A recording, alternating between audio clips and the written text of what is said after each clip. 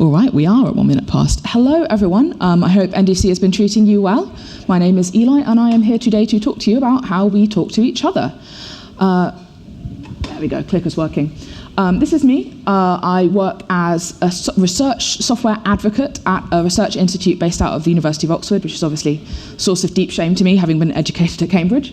But what I do, I spend my time doing is communicating very complex technical subjects to people from a range of backgrounds. In my case these days, that's often researchers, and I'm helping them write code and use the software tools that we have built to enable them to answer research questions. Before I did that, I was in developer relations, so a lot also of technical communication. And for a while, I have sort of been converging on the idea that everything we do is about communication, and fundamentally getting better at that makes you better at your job. And that's how this talk was born. So this talk, thesis statement up front, I aim to convince you today that software is language, and that we can use ideas from linguistics about the nature and quality of communication in order to make our lives easier as people who build and design and maintain software. In order to do that, in order to convince you of that, we're going to go through some history of linguistics to look at what communication is fundamentally, how language is constructed, how it's used, and talk about what makes good language in order to talk about what makes good software. So, here is what I think is really interesting about some of these things is you can think, when you think about communication as the foundation of what we do, it means that any problems you run into your job, in theory, then become problems of communication that can be solved by communicating better. One of the things that I'd like to convince you of today is that that is, in fact, where all of our problems come from, and that the technical aspects of what we do are pretty much solved problems. Has anyone ever experienced two people talking past each other in code review? Where one person is sort of talking about, like, here's how I'm implementing this, and the other person's talking about, well, that's not, like, this is not what you should even be implementing. Has that ever happened to you guys? Lucky? Okay, normally I get like half the room raising hands there. Have you ever experienced a problem in your work where you are, as a software builder, get asked by the people who pay your salaries, hey, we need to build this feature into our software, and it's something that your software in its current iteration, without a complete rewrite, could just not support it at all.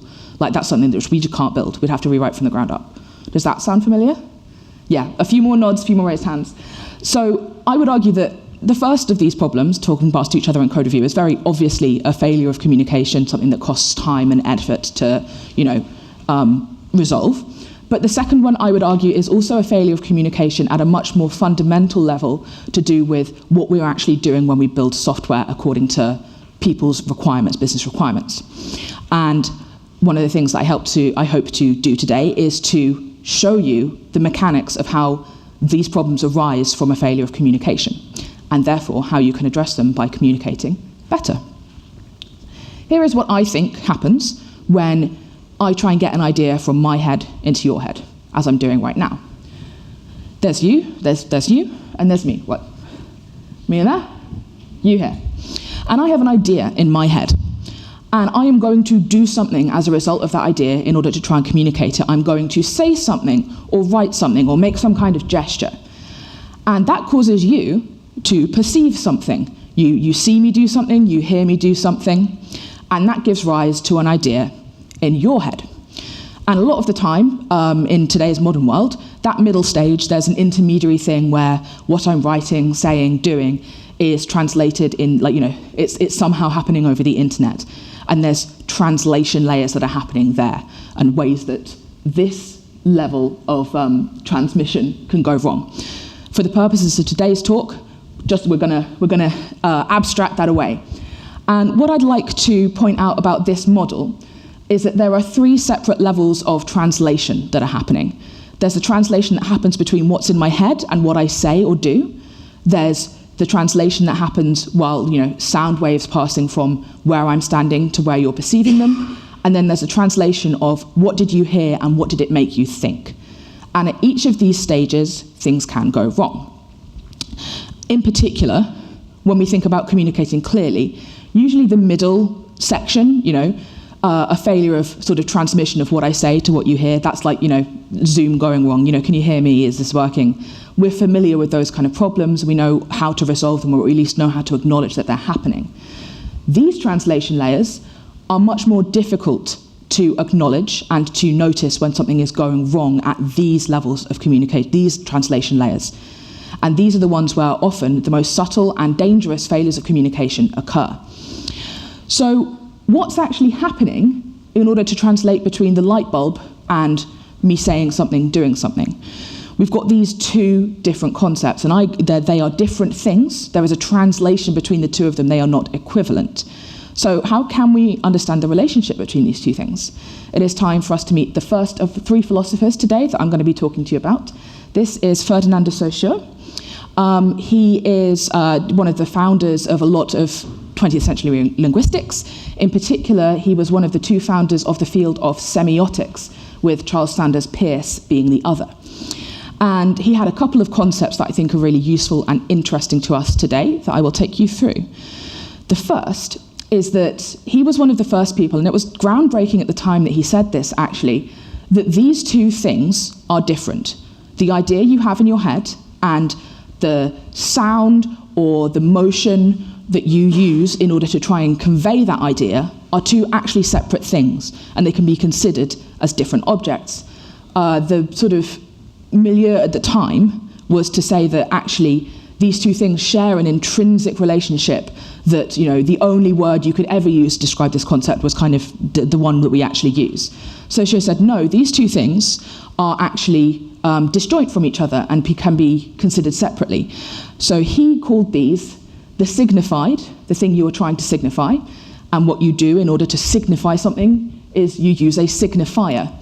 Now, in the service of clear communication, I am going to rename signified to concept, just so that there is as little chance as possible of me fumbling my words in a way that actually makes it unclear what I'm saying.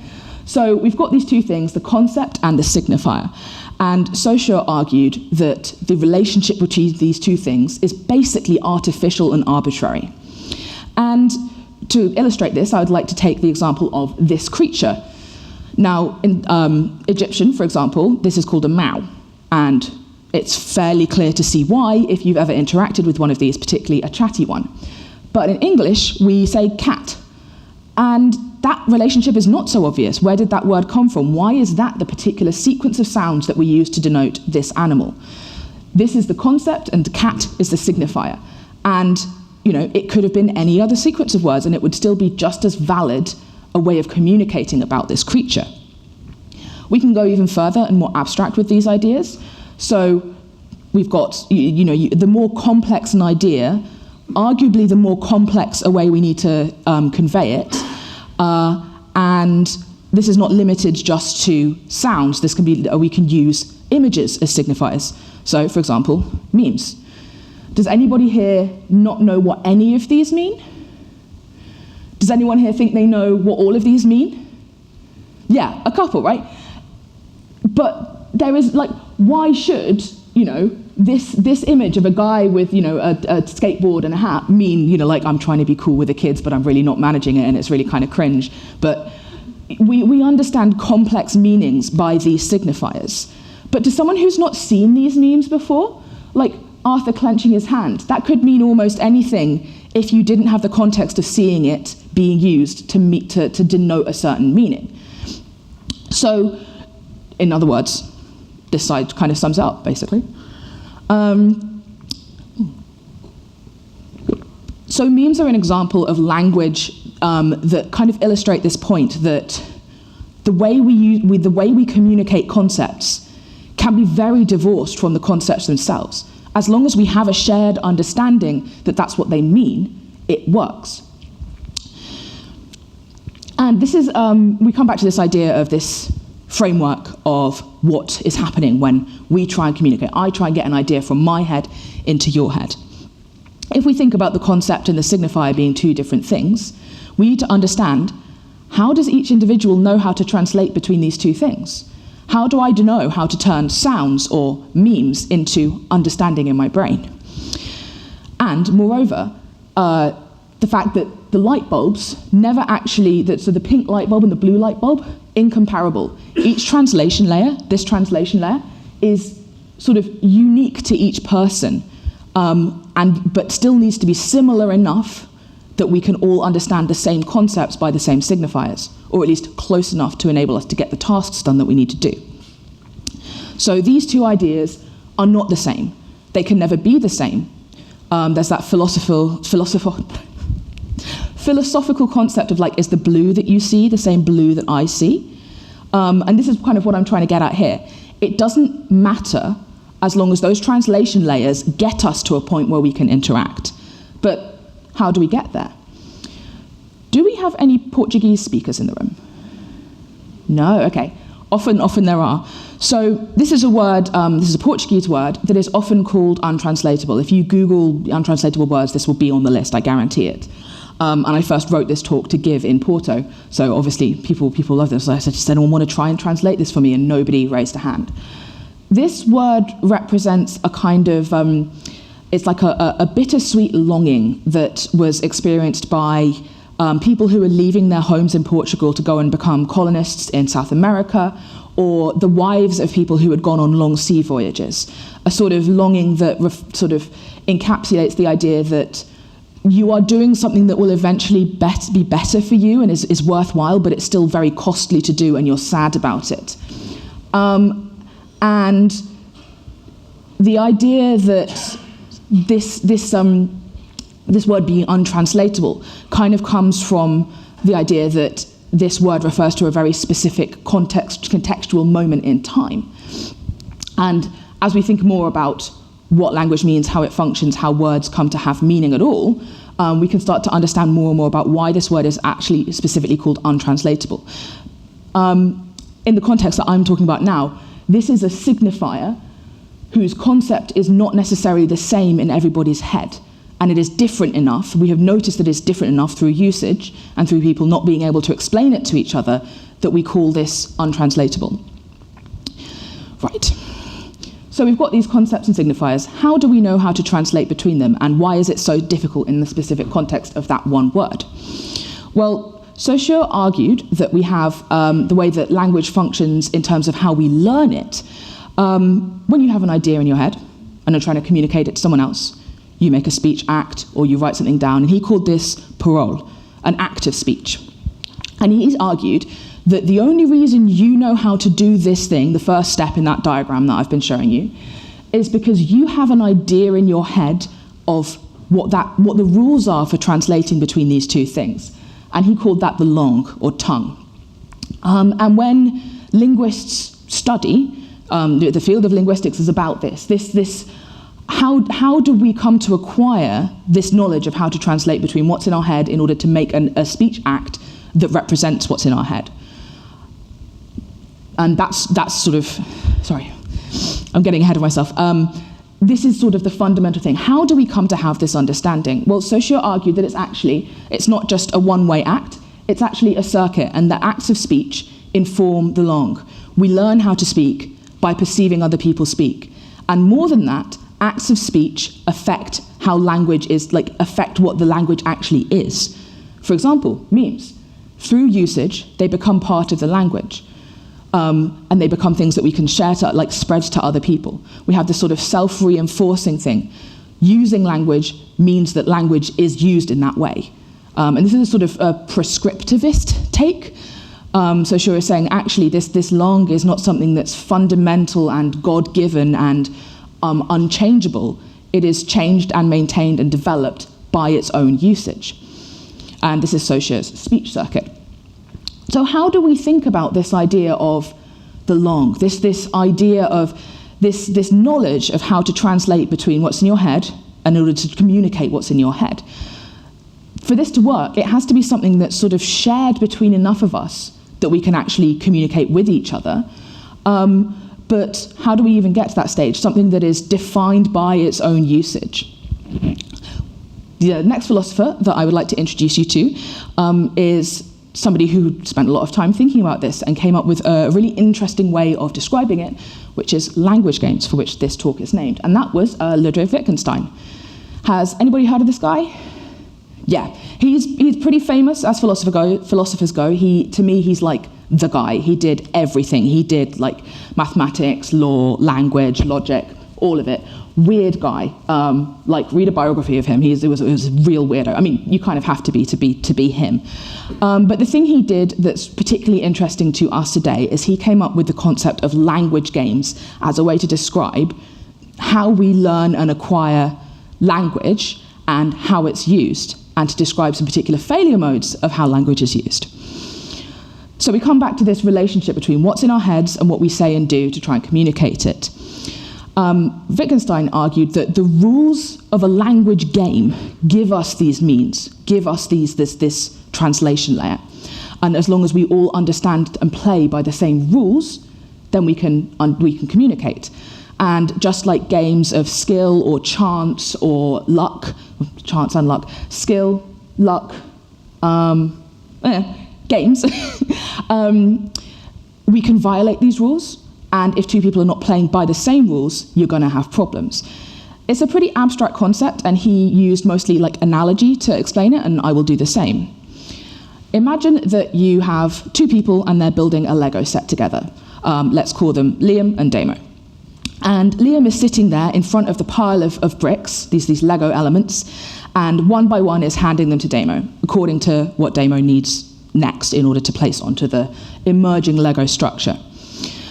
And no, Damo needs one of these, so he says to Liam, brick. And Liam hands over one and precisely one of the things that look like that.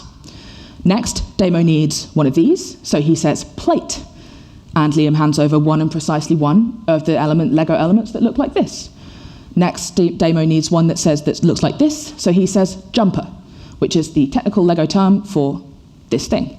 And Liam hands over one and precisely one of those.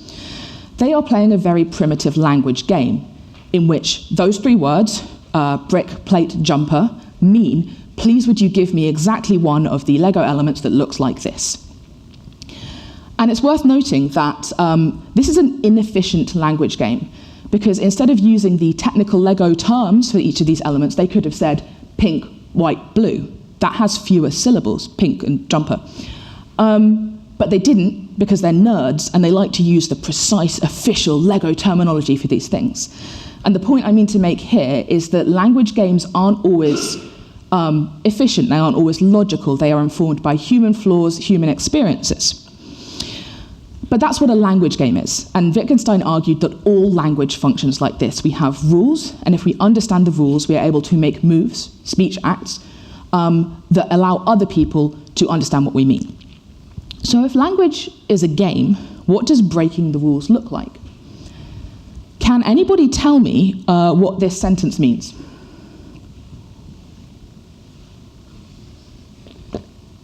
It's nonsense, right?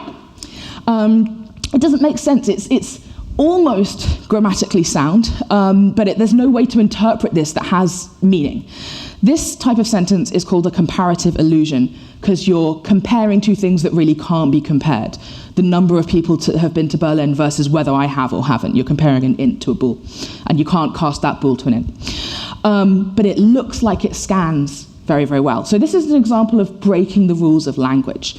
This doesn't mean anything. If you break the rules of a language game, you have failed to communicate a coherent idea. However, there are more ways to say things that don't mean things than just breaking the rules. Can anybody tell me what this means? This is a thing that my spouse and I say all the time in our household, frequently. And it means we need to trim the cat's claws. She's the baby, she's our cat, she's our baby. She's an indoor cat. She does not wear down her claws by going out and wandering around on concrete or scratching at trees or anything, so she gets sharp every now and then. And about every 2 weeks to a month, we need to unsharpen her. We need to unsharpen the baby. This is an example of playing by house rules. We have additional rules. We're starting with basic English, but we've added extra rules on top of our language game that allow us to communicate in ways that are non-standard. As long as we're all playing by those same house rules, this is a valid move. But if you don't have that rule, you can't understand it and it's meaningless. Just like in Monopoly, you say, okay, well, if you land on free parking, you get all the money that's in the middle that we've been putting in it. That's not in the official rules. But many, many people play that way, and as long as everybody's on the same page, it works. As long as everybody shares the same context, it works. For example, if you have a cat that you refer to as a baby, you're going to be a lot closer to understanding this on first blush than somebody who doesn't. And this is really Wittgenstein's argument here, is that context is the thing that sets the rules for a language game. And just like Saussure with his idea that signifiers and concepts could be considered independently, this was kind of groundbreaking at the time. Wittgenstein arguing that the same sequence of words could have different meanings in different contexts. And it's kind of insane now to think that was a new or revolutionary concept, because to me it seems very obvious. But this was revolutionary at the time. And with that understanding, we come back to the idea, this word, saudade, and the idea that without a specific cultural context and knowledge of that cultural context, it's very hard to understand what this word refers to. When I initially explained it, I was talking about sort of the age of sail, age of colonization. And outside of that context, this word has less meaning. It only has its full meaning in that context. And there is an argument that if you have not experienced that context, either from actually having lived through it or having it passed down in the culture in which you grew up, you will never be able to grasp the full meaning of this word. And the light bulb that goes on in your head as a result is that little bit dimmer than somebody who does have that cultural context. Right. Fun anecdote, diversion time. If language is dependent upon context, how could we communicate with somebody who shares almost no context with us at all? This is not just a theoretical. This is a real problem that we have as human beings because of nuclear waste. Is this statement familiar to anyone? Yep. I apologize for the American spelling. This is an American endeavor. We have created nuclear power, and as a result, we have nuclear waste that is going to be dangerous for time spans on the scale of tens of thousands of years. Longer than any one human civilization has lasted, longer than any one language has persisted in a way that would be mutually intelligible between the beginning and end points in time. So we need to figure out a way of disposing and storing of nuclear waste and communicating to people 10,000 years in the future that you really don't want to go digging around here. You do not want to be mucking around with this stuff. It's very dangerous. So there's the Institute for Long-Term Nuclear Waste Storage that was founded in, I forget when it's founded, but they have a mandate by 2033 to figure out a way of doing this, of trying to ensure that the way that we handle nuclear waste now will not have consequences for people in the far future. And I suppose if we're all around in 2033, we'll see if they've actually managed to come up with something satisfactory. But what we have right now, what they've come up with, is this series of messages that are meant to, this is meant to represent a concept. This is not necessarily the signifier that we aim to use. But what we want to try and communicate is going from very, very broad to very, very specific, because the broader the statement, the less specific context you need in order to make it make sense. This is not a place of honor. Very sort of broad, could mean a lot of things, but it gets a certain point across. But these messages go from, this is not a place of honor, no great deed is esteemed here. There is a danger here that is present in your time as it was in ours. The danger is to the body. And they get more and more specific towards trying to communicate exactly what nuclear radiation is, what ionizing radiation is, which is a very difficult thing to explain if you don't know what context people have. And one of the things that they have developed in order to try and communicate these concepts is this. This is ISO 21482 2007, so they made it in 2007. This is a proposed sign, this is proposed signage for long-term nuclear waste storage facilities. And I think it's really interesting to look at each component of this and see why they chose it and how they intended it to be, like, what is it that we're trying to convey by each of these things? So, to start, we have a skull and crossbones. Humans have typically, for as long as we can sort of see in history, prehistoric times, tended to bury our dead. You do not typically see a skull in real life unless something has gone very badly wrong. This, based on our anatomy and cultural practices that seem to stretch back as far as we can see, is going to be understood as bad. No bueno. You do this is a scary thing to see. This has an unambiguously negative meaning. And this is based on things that we think will not change in 10,000 years' time. Next, we have a person in motion, running away, running towards out of the image that we have here, leaving. And in 10,000 years, the body map of a human being, we will all, broadly speaking, have 2 legs, 2 arms, and a head. Or at least this will be able to be understood as a representation of a person. And the arrow, we hope that will still be interpreted the same way. But we have reason to believe that this could be understood by people in the far future as meaning like leaving, departure, moving away from. And the last bit is the hardest thing to try and communicate to people because it depends on a lot of context, which is the concept of ionizing radiation. So we have the nuclear hazard symbol here. We don't really have anything that could better convey what we mean by that because, again, it's a very abstract concept that depends on a lot of context. And then we have these wiggly rays meant to evoke something coming towards out of this object. And so we can see why each component of this was chosen in an attempt to communicate the concepts that we would like to get across to people in the far future. Like, there's something bad here, move away from it. However, as my friend Dylan pointed out, this could also be interpreted to mean when snakes start coming out of the ceiling fan, run away from the pirates. Without context, language can be interpreted in many ways. Context gives specificity and precision to the use of language. There's another angle to this as well, which is how we make sure that the information on this sign actually sticks around. Like, signs degrade over time, verbal messages can get warped over time through repeated transmission. One person came up with an idea for dissuading people from settling near sites of nuclear radiation waste that is actually potentially workable. So, come back to this animal. Humans have lived with this animal for a long, long time, thousands and thousands of years. They have a mutualistic relationship where if we store grain, we have rats and rodents that come and eat that grain. These animals love to eat those animals, and they're cute and fluffy, and we get along. We can reasonably assume that in 10,000 years, humans and cats might have a very similar relationship. And what we can do now, advances in modern science have given us not only a very intractable problem of nuclear waste, but we can also do things like add genetic modification to cats to make them glow in the dark or in the presence of ionizing radiation. So the idea is you genetically modify cats, make them glow in the presence of nuclear radiation, and then release them into sort of the feral cat population from which we do still get a lot of our pet cats. A lot of pet cats are random bred. And the idea would be that if you see a cat glowing, it's bad and you should leave the place that you're at. But how do we encode that knowledge into the population? We can physically make sure that we can have a good stab at making sure that there are cats that glow in the dark in ionizing radiation. But how do we make sure that people know that that's a bad thing? Another thing we know about humans throughout time is that we use music as a way to culturally convey information. Like, we have songs that have lasted for thousands of years, not that many of them, but music is a great vector for transmitting cultural information.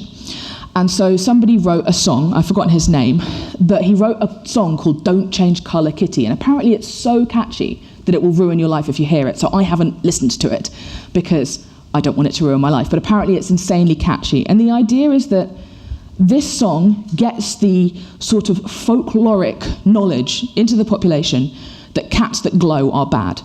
And we hope that the cats that glow in the presence of ionizing radiation will stick around as a genetic feature of the species. And that, this could in future prevent people from settling in areas where the cats glow. And of course, we are all, I'm sure, really familiar with the ability of music to convey specific cultural information. This shouldn't be news to any of us.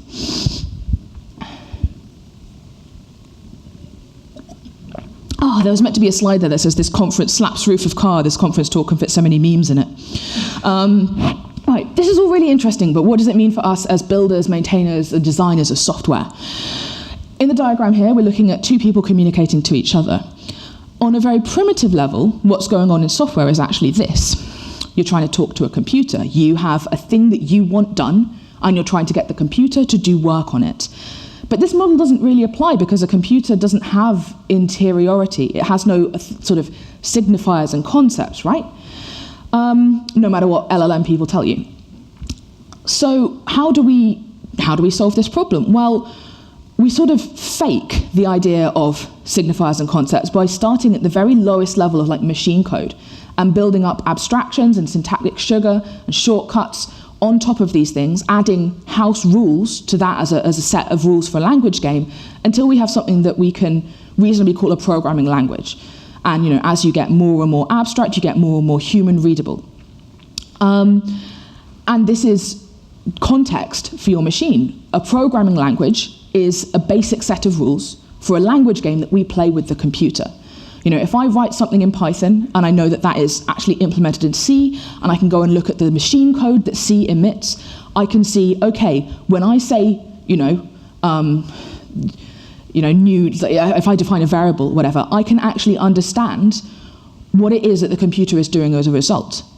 Programming languages are rules for language games.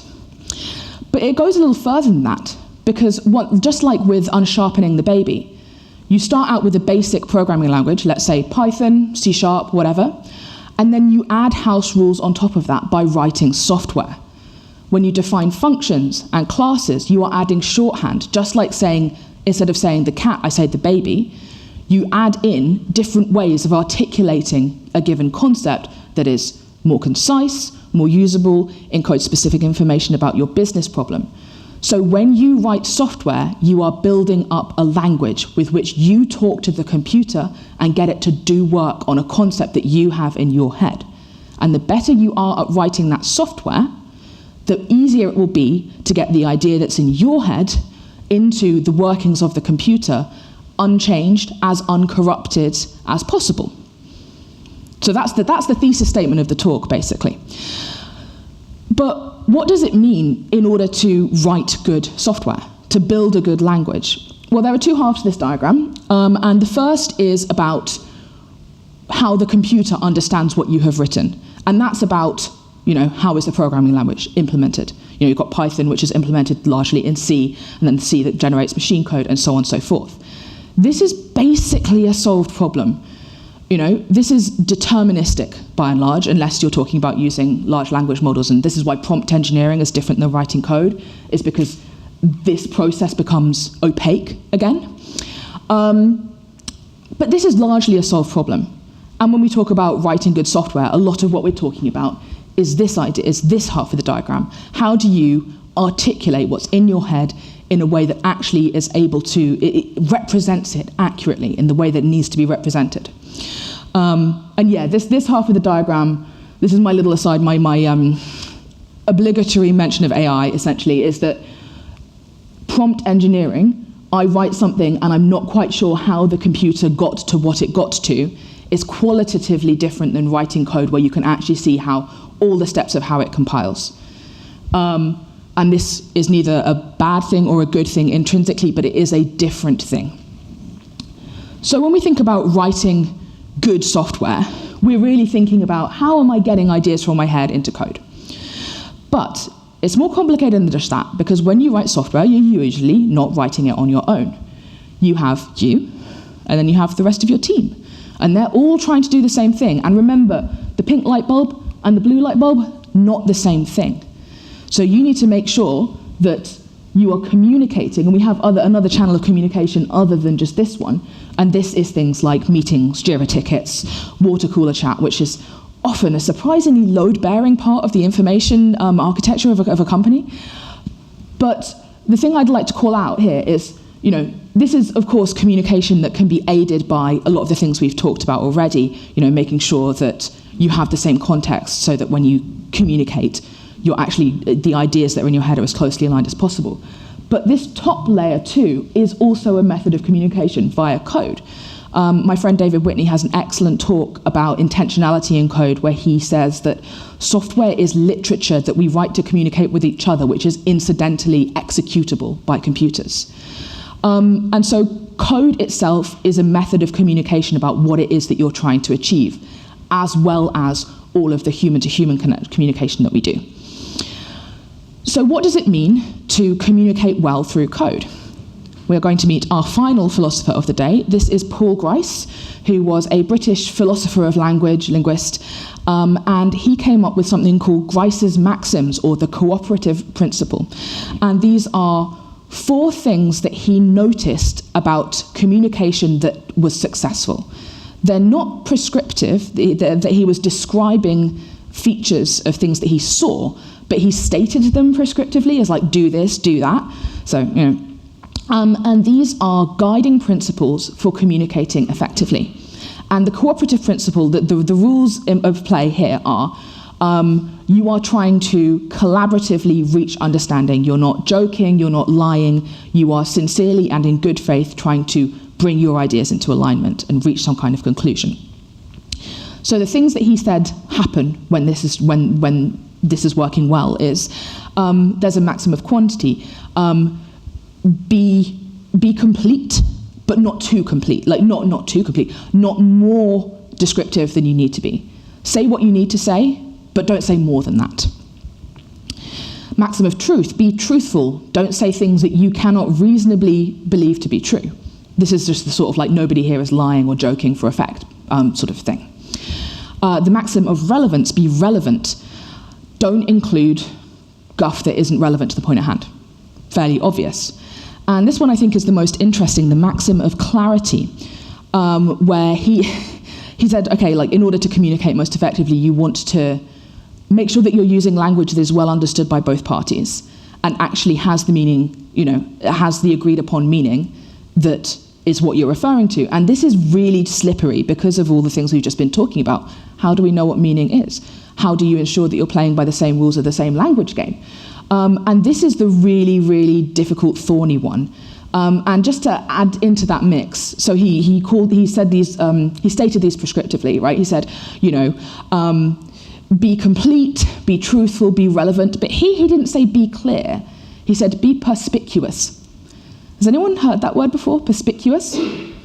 Comes from the same root as like perspex, perspective. It means clear. But that's the word he chose, which is just, ironic, really, isn't it? And not just in a Alanis Morissette way, genuinely ironic. And so when we think about communicating well, we can see that we'd like to try and fulfill these principles. And we can start thinking about some actionable takeaways. So, for example, with the maxim of quantity, when it comes to writing code, this is things like, make sure that you actually have all the variables you need for your given function and things like this. And this is loads of sort of clean code type takeaways that you can have, maxim of truth, make sure that you're validating your assumptions in code. Maxim of relevance, make sure that you don't have big mega functions that do everything in the world. Make sure you're sort of factoring things out so that things are easily understood, and that in order to communicate about what the system's doing at any one point, you only need to understand the things that are relevant to us. And then the maxim of clarity being the really thorny, difficult one that actually this is where all the meat of the problem is. When we think about what does this mean in terms of code, things like avoiding ambiguity and obscure language, like name your variables well, all of this, presenting your message in a way that's easy to process. What does that mean in code? It means like writing well-documented code, focusing on readability. And the thing I really want to pull out is the idea that you can match the structure of the code, the way that you are describing the problem, the idea, the light bulb, to the structure of the problem that you are actually trying to solve. Like making sure that your code is light bulb shaped, essentially. And what this is domain-driven design. This is making sure that the language you use to describe the problem to the computer is the language of the problem. Reusing context, reusing language. So we come back to this idea of, we've got people in a team, software engineers, all writing code together, all communicating ideally well through meetings, Jira tickets, so on and so forth. And we're getting pretty good at this as engineers, as a discipline, as a field. This is not, a solved problem by any means, but we have things like, we understand team topologies, we have, all different frameworks of organizing our work, like Agile and, Kanban and all of these different things. We're talking about this, we're working on this as a discipline. And that's all well and good, but this is not actually what's happening when you write software for a living. What's happening when you write software for a living is this. You have a stakeholder, and they have an idea in their head, and they don't know how to talk to a computer. They just have money and a business problem that they want to solve. and they say or do something that causes that, they articulate this idea, and this is in, business requirements.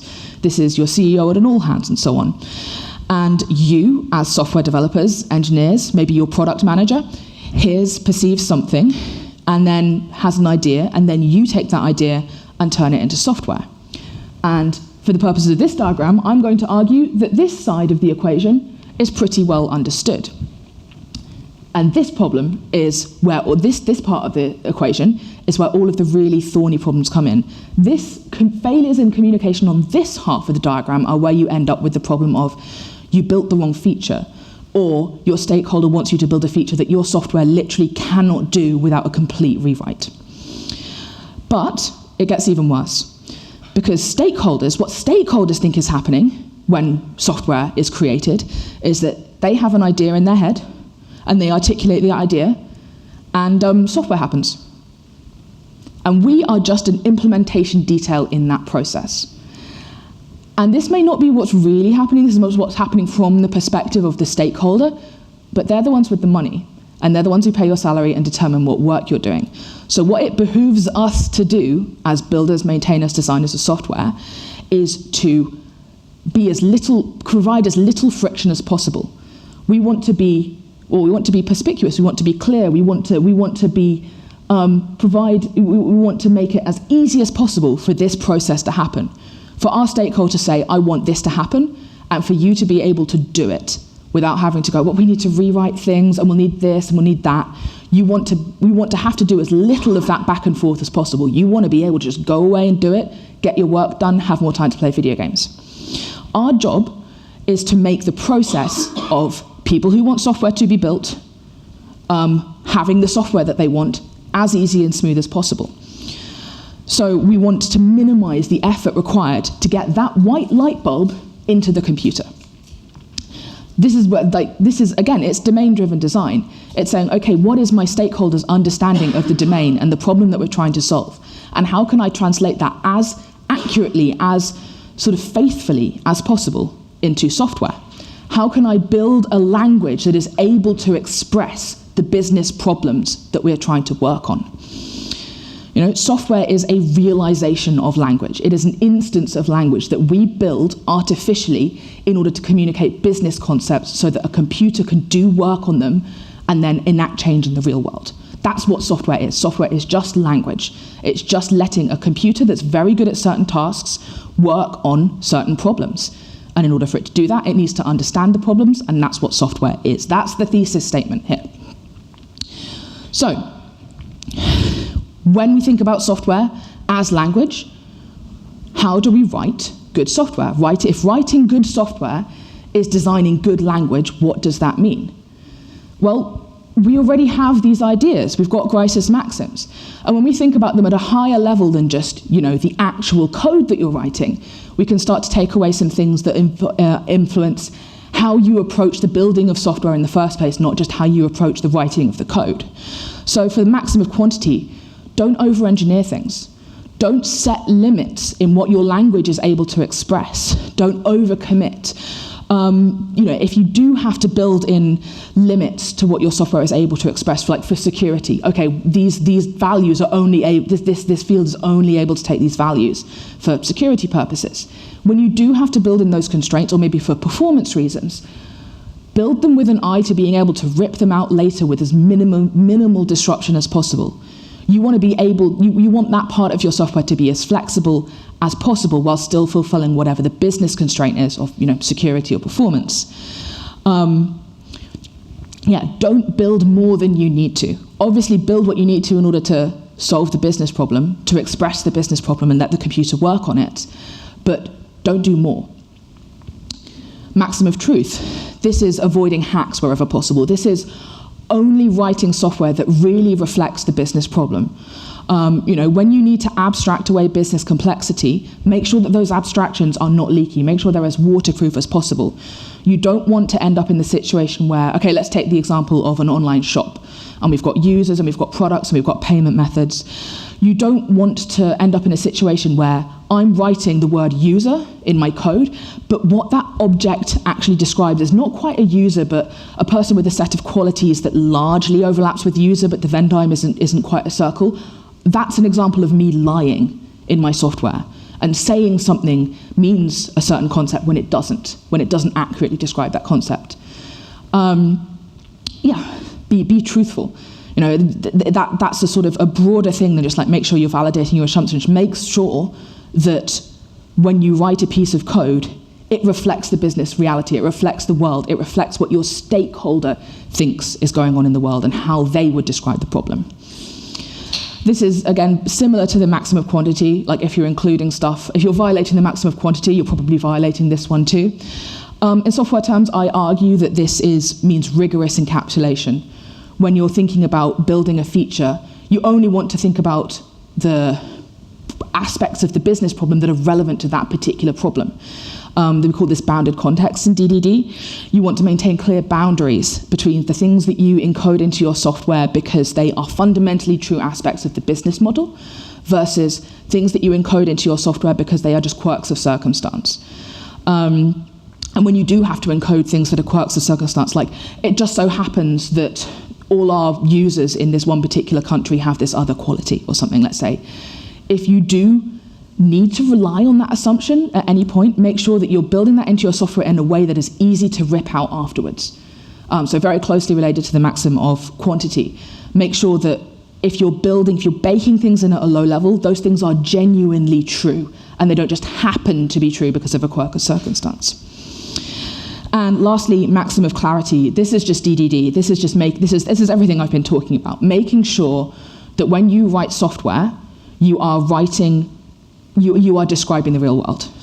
And you are making sure that when you are trying to translate your concepts of like what is a user, that the signifiers you use in order to encode these things are clear, well understood.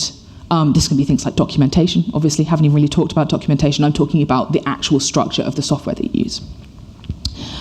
All right, we are coming up on about 50 minutes. So, conclusions. A lot of what I've talked about today is pretty abstract, and a lot of the takeaways are also abstract because, spoiler alert, context matters. Context defines what you're actually going to do. So in your own particular context, these maxims, these concepts that I've talked about are going to manifest themselves differently. But thinking about communication rigorously, not just in the way that we talk to each other, but in the way that we actually do our work, and what the actual outputs of our job is, thinking about that as communication, as language, can help you unpick, it can help you avoid problems, but it can also help you diagnose them as well. Takeaways. Computers are awesome. They can do work on problems that we find really difficult, lots and lots of computations and so on. And we want to be able to use them in that way. But in order to do that best, we need to make sure that what we're telling the computer to do is really what we want it to do. Communication is really hard. The pink light bulb and the blue light bulb are not the same thing, and there are so many ways that it can go wrong along the way of that diagram of like me saying something, having an idea, saying something, you hearing it, you thinking something. But you can get better at it, not just through practice, but by thinking rigorously and by trying to make sure, as you talk about really complex things with the high risk of this going wrong and with where the risk of it going wrong is high and the potential consequences for it going wrong are severe, taking the time to make sure that you're on the same page, that you define your terms, and that you check in to say, okay, here's what I mean by this, and this is what the consequences of that would be. Does that match your understanding? Building that into your workplace culture, if you're in a position to influence the culture in that way, will pay massive, massive dividends. And that wraps me up. There's a QR code where you can go to it's just a free text entry if you want to give me any feedback, ask questions and so on. Obviously there's also the NDC cards, so please give me loads of greens. That's me. Thank you so much for your time and attention, and I hope NDC has been fabulous so far and that the rest of the day is everything you hope it is.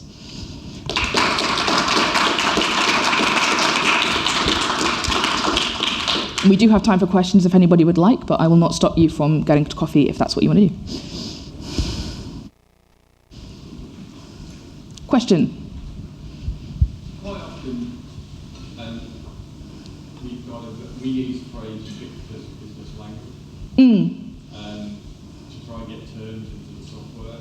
And in my experience, if people are software developers, it's better for you to bend and call something in your code something you really wouldn't want to call it, and let the business own in that term. It's very hard to get the business to do it. Is that what you found? Yeah, I would say so. So the question is, when we talk about, in DDD, can't believe I didn't use this phrase in the talk, ubiquitous language, agreeing with the business understanders, your stakeholders, what you're going to call things in code. And Liam is saying that often, in his experience, it's easier for the software people to be the one who give ground on that. I think that's true for a couple of reasons, partly because we're very used to thinking in abstractions and going, okay, I think we have a more intuitive or experience-based understanding of that idea that the concept and the signifier are two different things and you can artificially decouple and recouple them. So we're more comfortable doing that and thinking of it as a tool in our toolkit rather than a shift in understanding of the world. And this is where you end up with things like sort of glossaries of, this is what the phrase user means in this specific context, which is, those are dictionaries, right, for the language of your software. I do think that's true, yeah. And I think if you are going to do this well, you need to make compromises, and that's a fairly cheap one to make as software engineers. Hello. Open source in particular, which is often very international, empty readmes, that kind of stuff. Do you have specific techniques that focus on understanding language? Inside an organisation, like you were saying, glossary terms. I don't see that as much with open source software. It's kind of a assumed shared understanding sometimes. So Dan was saying in open source, you sort of rely on more of an assumed shared understanding of how language is used. Yeah, well, you know what they say about assumptions, right? Yeah. I do think it's worth trying to make those things explicit, but as always with open source, it's like who's putting in that effort, who's maintaining that, and who's, you're not getting everyone into a room to sit down and hash out what you mean by certain things.